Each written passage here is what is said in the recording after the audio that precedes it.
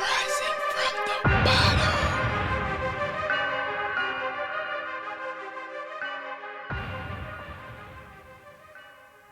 Man, oh man, all right, let's get back to it, man. So,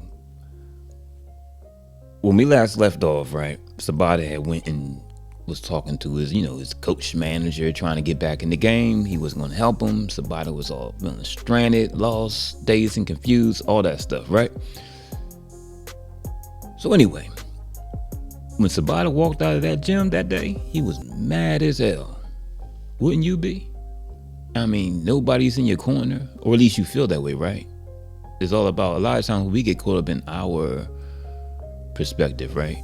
We get caught up in what's going on, how we feel on the inside. So we don't necessarily see things from other people's viewpoint, or should I say, we don't actually see things the way they are, especially when we're clouded by our ambitions, when we get clouded by our own passions and desires, our own emotions. We don't see things clearly. And Sabata wasn't seeing things too clearly that day. He wasn't seeing things clearly at all, because when he stormed out of there, he didn't even see this dude chilling up on the car, watching him walk out of the gym. But Sabata didn't even notice, because Sabata was heated. So he's walking down the street, and the guy chilling on the car, he just watched him, and he was like, "Hey, yo, I'm looking for this cat who calls himself the Bully. You know where I can find him?"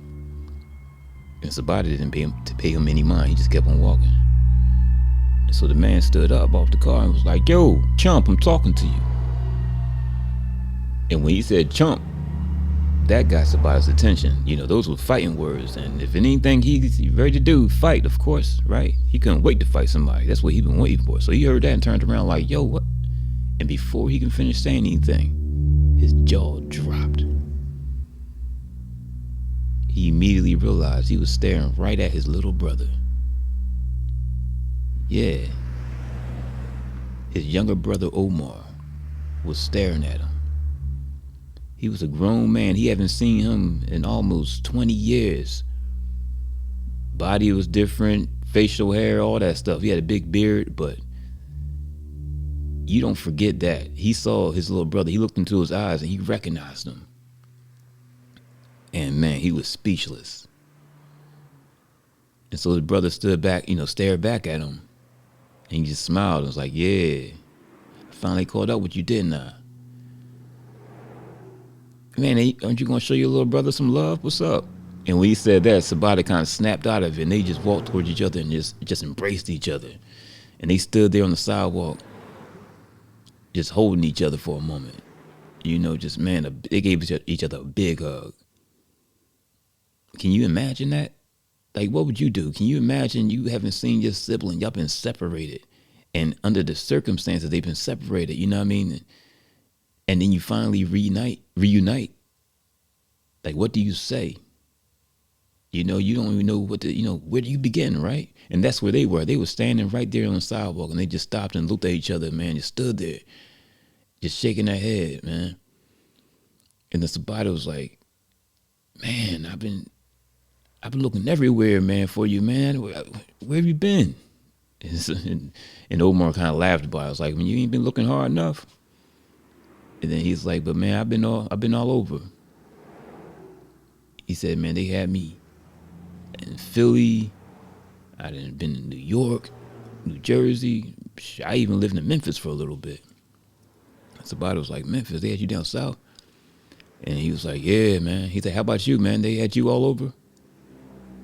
And then Sabata was like, "No, I just been in Philly."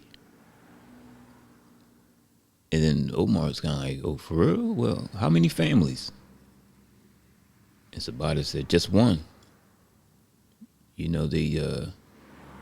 had me with this old head. He living by himself. He turned out to be my trainer." And Omar just watched him, man. Just like, you could see the look on his face. He was kind of almost like his mind went somewhere else. When he said that, he was just a little, he was hating, low key. There's no other way to put it. He was hating a little bit, but he couldn't really reveal it. And Sabata didn't seem to notice anyway. But if you was there and you saw the look on his face, it was that face, that look when you tell somebody some good news or something like that, and they just kind of be like, "Oh, word," they smile a little bit, but you tell they not happy for you. He kind of had that vibe going on. But he just kind of was like, "Oh, yeah, that's what's up, man. Yeah, you trying to be a trainer, man. You got lucky." And Sabata was like, "Yeah, I guess." And then that's when Sabata looked at him and was like, "So how did you find me?" And Omar was like, "Come on, man. You Philly's own Sabata the Bully Brown, man. Everybody know where you train at." And Sabata was like, "So what took you so long to find me then? Why didn't you come through sooner?" And then Omar was like, "It's kind of hard to do that when you locked up." And Sabata said, "Man, you say locked up. How long were you down? How long were you in? How long were you in prison?" And that's when Omar was like, "For like the last 9 years. Just got out a few months ago." And Sabata was speechless. And he's like, "Man, sorry to hear that, man." And Omar was like, "Man, forget all that, man. Whatever, man. I'm with my big brother, man. Why don't you come ride with me? What you up to? What you?" He's like, "Nothing, man. I just about to go home with the family and everything." And Omar said, "Family?" And he's like, "Yeah, got a baby boy and a wife." And then Omar kind of stepped back again. Was like, "Baby boy and a wife, man. That's beautiful." So anyway, Omar was like, "Yeah, come ride with me, man." Yo, so where you headed now? And Sabata was like, he thought about lying for a second, but then he just like, "I'm headed to the bus stop." Omar stepped back like, "The bus stop? Oh man, no, I can't have my brother. I can't have my big brother catching the bus. Yo, why don't you come ride with me?" And then then Sabata was like, "All right." So they got in the car, they went riding, and they ended up stopping at some hole in the wall bar.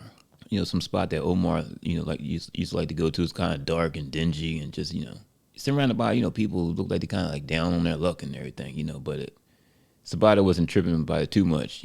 He was with his brother, so, and he usually didn't drink, but under the circumstances, the fact that he was already feeling, down, and he kind of flipped it like it's a celebration. So he was sitting there sipping on some dark liquor. Omar had his drink, and they were just, sitting at the bar, kind of catching up. And Omar said, "Man, so my big brother is a boxer. You gonna invite me to your next fight?" And that's when Sabata was like, "I don't know when that is. I got banned from the ring." And Omar said, "What you do to get banned from the ring? What happened?" And then Sabata told him what happened. And when he told him, Omar was like, "What? You tried to choke the referee?" Man, I always knew that temper of yours was going to catch up with you. Shoot, I remember that time you tried to choke me. And when he said that, Sabata was like, "What you talking about?" Sabata didn't have no recollection of what he was talking about. Sabata was like, "I tried to choke you. I never." And Omar was like, "Yes, you did. You don't remember that, huh? Yeah, that's how much of a temper you have. Man, I wore your shirt, and then you just saw me wearing your shirt, and you blacked out and tried to choke me." And when he said that, Sabata, it came back. He was like, "Oh yeah, no, that was my brand new shirt. I had a brand new shirt. I didn't even get a chance to wear it yet." And then I come in, I see you playing like 3 rounds of Rough House in it, and you had it all sweated out and stretched out. You damn right I tried to choke you. And they laughed, and Omar was like, "Yeah, you see where that got you, right?" And he's like, "Yeah, so I see you still got that temper, huh?" And Sabata just got serious and sipped on his drink. Was like, "Yeah, I guess we all gotta learn somehow, right?" And then so Omar just watched Sabata, and you could see he had something on his mind, and he seemed like he's trying to think, whether he should say anything or not. But then he decided just to be like, "So, what you doing for money right now?" And that's when Sabata told him what he was doing. He's working at the deli and everything like that. And Omar again was like, "What the hell are you doing at the deli? What you doing there?" And Sabata was like making sandwiches and shit like that. And Omar started busting out laughing, like just like the people in the bar turned around and everything. Like I don't know why he thought it was so funny, but he started cracking up laughing. He's like, "You making sandwiches and shit? What?" And he's like, "Oh no, man, we can't have you going out like that. Yeah, that's not gonna cut it." And somebody was like, "Yo, who you telling?" So he was quiet for a minute. Then he was like, "You know what? How about you come ride with me?" And somebody was like, "Man, I gotta get home, man. Gotta get home to my family." And Omar was like, "You got a picture or something? Let me see." And then Sabata pulled his phone out and, got the pictures up and everything, let him check it out. And Omar just stood there staring at it, just this look on his face, you know, that smile. Like, it's a certain look people get on their face when they kind of, you can see they're thinking about something, and not just thinking about something, they're feeling something. And Sabata kind of, I mean, not Sabata, Omar kind of just was staring at the picture like that, just looking at it like, man, wow, you got yourself a little Sabata, huh? And Sabata was like, yeah, man. So I got to figure things out. And Omar's like, yeah, you definitely need to get some money in your pocket, man. You got a family, man. You can't have them out here starving. And Sabata's like, I know. And Omar's like, you know what? Why don't you come ride with me? And Sabata was like, man, I just told you. Omar's like, man, I promise it'll be worth it. So they start riding, and they going through they riding. All of a sudden, Sabata looking out the window and everything like that, and he's like, yo, where the, he's seeing these houses. He's riding through these ran down areas, and it's like looking kind of spooky. And Sabata, he looks around, and he's like, the environment just changing, and it's looking like, he turns to Omar. He's like, man, where the hell are you taking me? And Omar's like, what you don't trust me or something? You think I'm trying to set you up?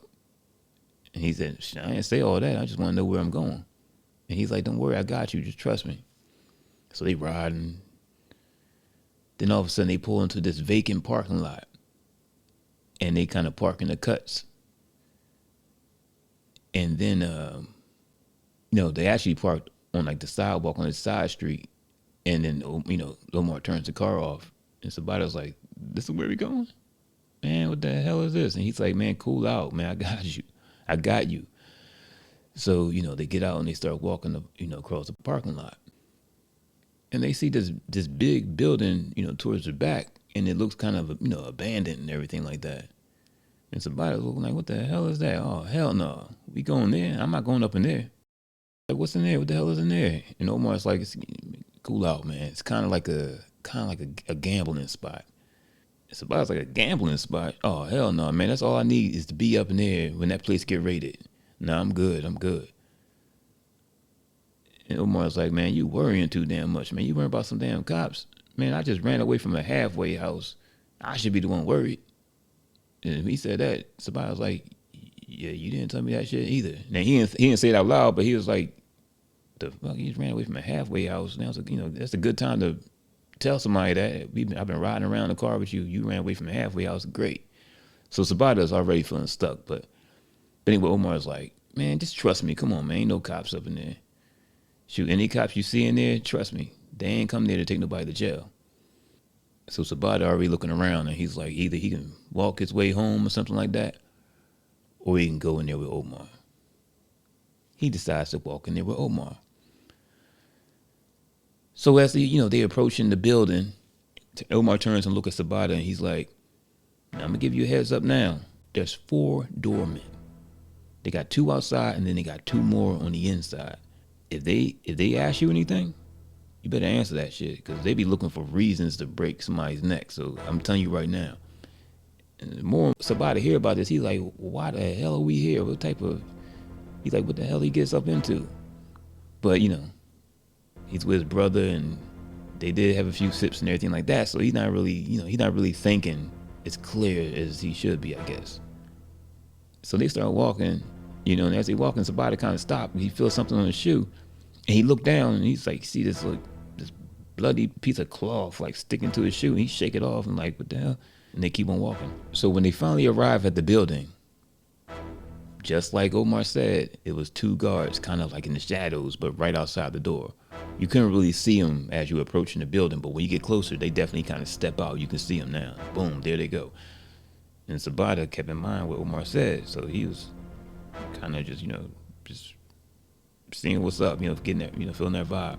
And they just, looked at him, and immediately they pat them down. They both pat. The one pat down Omar, the other one pat down Sabata to make sure they ain't got no weapons or anything like that. Once they, realized it was clear, they let him walk through the door. Immediately, they saw the 2 other guards. When they approached them, Omar reached into his shirt and pulled out a chain that was around his neck. You know, it was kind of iced out bling. It was like a real expensive looking chain, and it had like a pendant. It was a fist with rubies on the knuckles. You know, and then when they saw that, they kind of, you know, they told him to go ahead.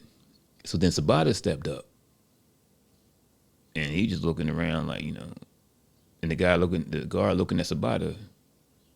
He's like, "You don't have no chain?" That's what the guard said to Sabata. He's like, "You ain't got no chain?" And Sabata's like, "Nah." So then he said, $20. And Sabata looked at Omar like, $20, man. You gotta pay to get in here? I ain't paying to get in here. And Omar turned to him and said, You ain't got $20? And then he shook his head and pulled out the 20 and gave it to the guard. Omar took care of it and said, "Come on, man, come on." So they get to the inside. Once they open the door and walk in, it's like a crowd of people in there. It's crowded, it's packed, it's shouting and music's playing and everything like that. Sabata looking around, those crowds, you know, just packed with dudes with money in their hands, and he was placing bets and everything like that. And there was even a DJ. It was packed from wall to wall, like all types of people. And Sabata looked past the crowd. When you look, once you start going through the crowd, you see there was a platform. There was this platform, and there was two big dudes up in there just fight each other, bare knuckles. You know, they had their fists wrapped up. You know, they had like wrappings around it, but that was about it. No boxing gloves, just fists just wrapped up. And Sabata was watching all of this, like, what in the world did I just walk into? And then Omar turned and looked at Sabata. He had a smile on his face. He said, "Welcome to the bottom, my brother."